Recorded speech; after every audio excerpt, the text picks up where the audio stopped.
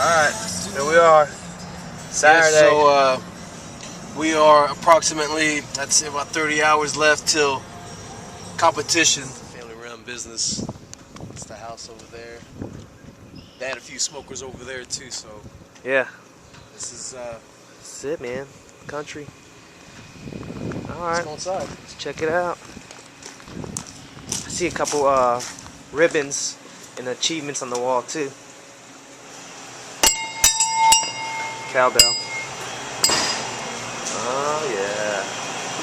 There you go, Bhet. So this is, it looks like they got everything from like deer, pork, beef. Oh, that's awesome. Pre-smoked, look at that smoke bones filled back. Yeah, this is smoked beef bones. You know what this would be good for? Pho. Different fur. Yeah, so then we've got Wow.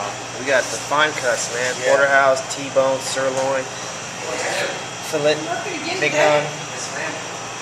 Wow. I need a couple of those porterhouse, I guess. Total meat market. okay. Wow. That back one. This place was recommended by a good friend of mine. Thanks, Ray Willis. He was the guided tour of everything.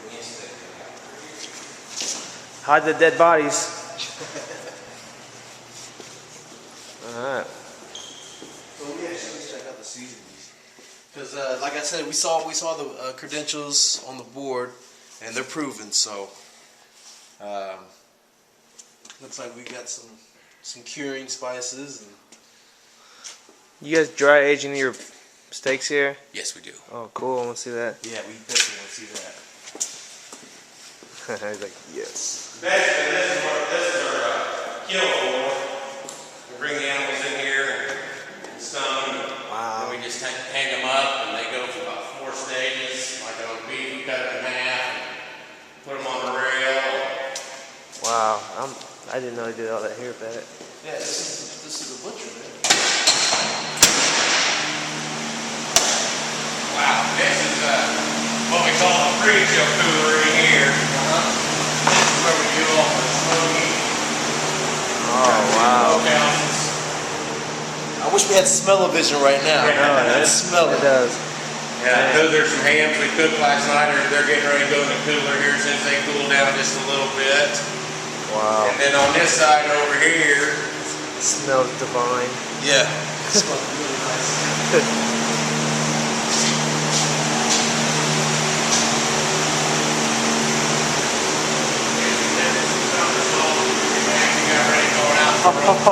these are the beef we put in last week. This is the beef. We put all these last week and they gotta take so many days. Feel like we're in Rocky. Nice. All those there. All right. Wow. That was And smashed. this is what you call dry aging. Yeah. Wow. How long will it stay in here? Some of them is anywhere from 7 to 21 days. It just depends on what the customer wants or what we need out front. Wow. Oh, that's impressive. Very impressive. Wow.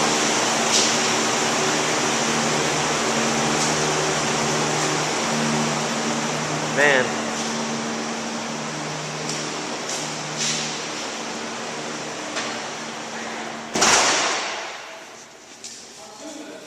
And this is that previous just in. That's the door coming out of it.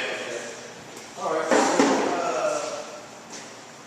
I guess the next question now is just we just want to really more info on the product. Okay.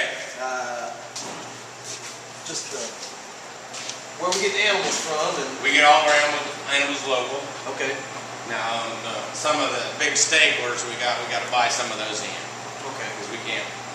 When we get a couple hundred stapler, we just can't kill enough beef to produce that, so we buy those in.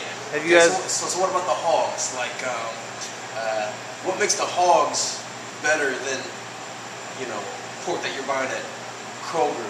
But most of that stuff has got stuff that you'll look, they'll have solution added to it. Yeah. And basically that is for shelf life. we kill everything ourselves, Yeah. and we don't add that. Now we add, marinated, Yeah. and stuff like that. But our regular pork, or your pork chops, tenderloins, it's just strictly pork. We don't add nothing to it. Right. Now, do we know how the pork is fed? On some of them, we got 2 farmers that we buy it, and they go by our requirements of what we have to feed them.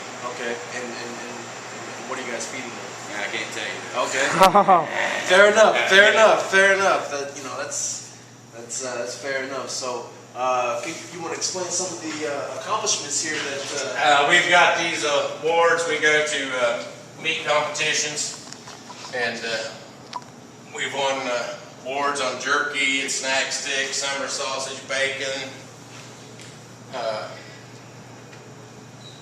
And that's basically our awards. Barbecue thing to do is like when you trimming any of your ribs up, any of that fat or that meaty that you're going to trim off to make it, to get it to your specs. Right. After that, those wood chips get going, throw that right on the wood chips. Oh, nice. Nice. And what that does is that gets that fat particles in the air, and it helps that smoke cling to whatever you're cooking. Yeah. Now, one thing I wanted to ask.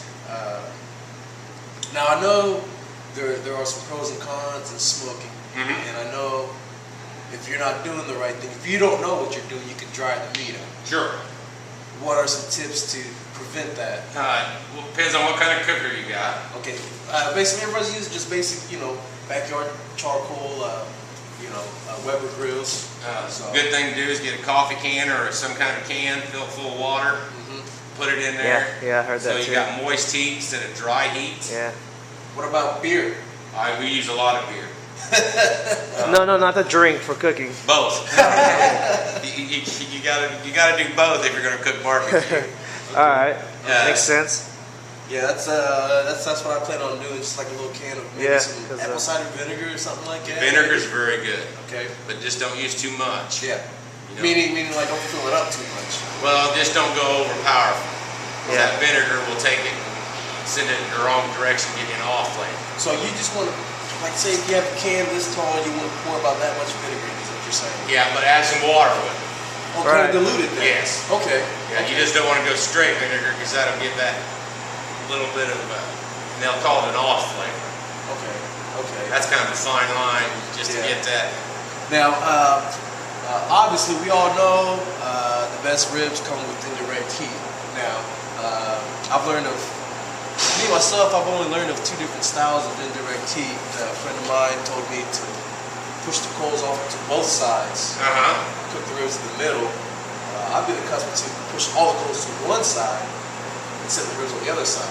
Every cooker's got a hot spot in it. Okay. And it depends on what grill. I've seen 2 exactly the same grills. One of them will have a hot spot different. You got to find that hot spot and stay away from it. Okay, so basically, explain to us what that hot spot is. Yeah, it could be on right, left corner. How do you find this? I mean, hot spot. Meaning that's the spot. I turn mine on medium, and then if you take your hand, let it get good and warm. Take your hand and put it in there, and you'll find it. You got to be quick. Sometimes you got to do it 2 or 3 times. Open that lid. Where's it really hot? Where's my hand know the difference? Oh, wow. And then that's your hot spot. So, next thing I want to ask, ideal temperature. On ribs, well, we start ours at 140. And then we can cook them for 140 for about, depends on how many we got in the cooker. And then we just start bumping it up from there. Okay. But we usually go 140 for at least an hour and a half. So you with all that smoke. So you start with a cooler temperature, warm temperature up. Because you want that meat at the right temperature so that smoke will adhere to it. Okay. I mean, there you have it. This is words of wisdom from the grand champions themselves. Nightstown Meat Locker here in Knightstown, Indiana. Come out here, support your local farmers, and get the best cuts of meat. This is, I'm sorry, what's your name? Dan. DanTopPizzaCatering.com. You reach them at, the phone number's right there. 345-2410. Area code 765. Yeah, they're right off of Interstate 70 on the Knightstown exit in the heartlands of America, right here in Indiana. So this is Vaughn signing